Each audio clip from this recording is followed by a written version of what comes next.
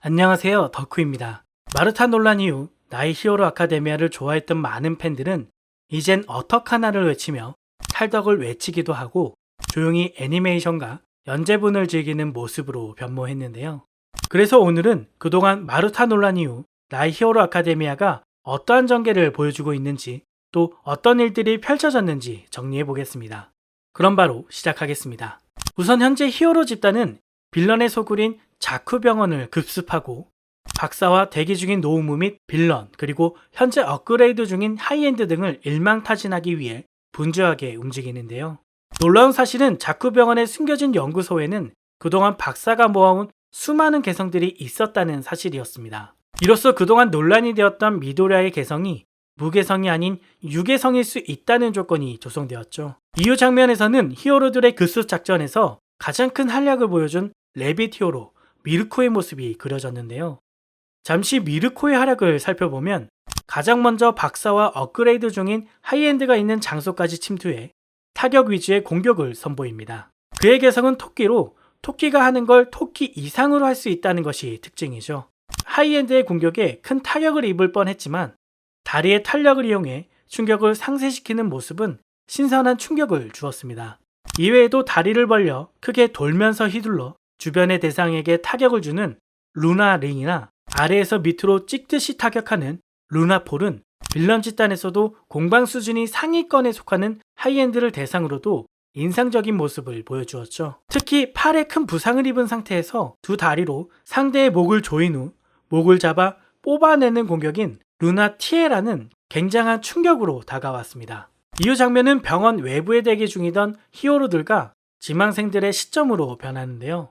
여기에서도 흥미로운 장면이 연출되었죠. 바로 카미나리라는 인물의 재평가와 새로운 러브라인의 탄생이 바로 그것인데요. 전위에 속한 카미나리는 두려운 마음을 안고 빌런이 있는 곳으로 향하죠. 그때 미드나이트가 나타나 지금 가장 소중한 걸 마음에 두라는 조언을 합니다. 그러자 카미나리는 뒤를 돌아보며 모두와 있고 싶다는 마음을 내비치는데요. 그때 카미나리와 쿄가가 같이 잡히며 서로를 위하는 모습으로 그려지죠. 이후 카미나리가 펼치는 제압방전 내막 역시 굉장했죠. 이후 장면은 현재 이중 스파이 역할을 수행하고 있는 호크스의 시점으로 이동하는데요. 지난 이야기에서 초현실 해방전선의 탄생으로 개벽 행동대 인해전술 때 블랙의 대장이 된 트와이스를 마킹하는 모습으로 호크스가 등장했죠. 둘은 엄청난 케미를 보여주며 작품을 풍부하게 만들어 주었는데요. 그러나 최근 호크스는 트와이스를 결국 공격하고 맙니다. 서로가 배려하며 가까워졌던 만큼 안타까운 마음으로 지그시 트와이스를 바라보는 호크스의 모습은 마음을 무겁게 만들었는데요. 그러던 이때 트와이스를 돕는 누군가가 나타나죠. 바로 다비였습니다.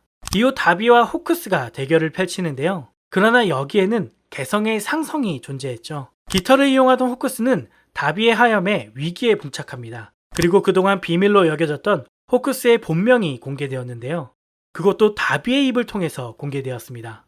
그동안 빌런 연합의 스파이 역할을 했던 호크스의 뒤를 캐던 다비는 아무런 정보가 나오지 않는 인물은 시가라키 토무라와 호크스밖에 없다라고 밝히는데요. 과연 다비는 어떻게 호크스의 이름을 알게 되었을까요? 작중 이 장면이 그려지며 호크스의 과거가 밝혀지는데 어린 시절 호크스는 엔데버를 동경하던 아이로 특별한 히어로가 되기 위한 특별 프로그램에 차출되어 힘든 훈련을 받은 것으로 그려지죠.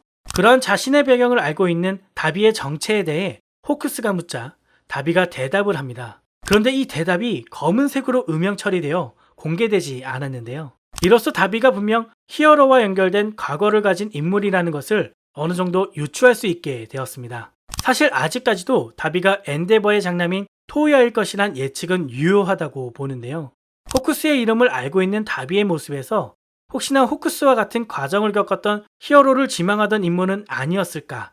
즉 화염을 사용하는 엔데버의 아들로 특별 과정을 호크스와 함께 겪다 아버지의 욕망과 힘든 가정에 대한 회의감으로 결국 빌런의 길을 걷게 된 것은 아닌지 생각하게 되네요. 아무튼 다시 작품으로 돌아와 이제는 넘사벽이 되어버린 존재, 모든 걸 가루로 만들어버릴 수 있는 시가라키 토무라가 실험관 속에서 비웃듯이 웃는 모습으로 등장하는데요.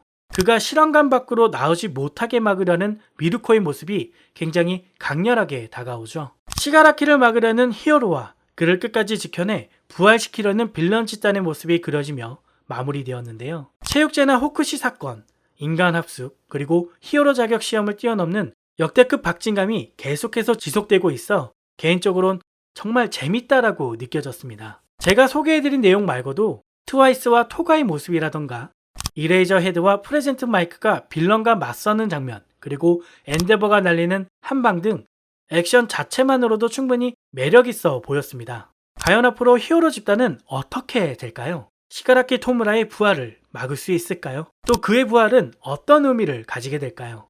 이상 덕후였습니다. 감사합니다.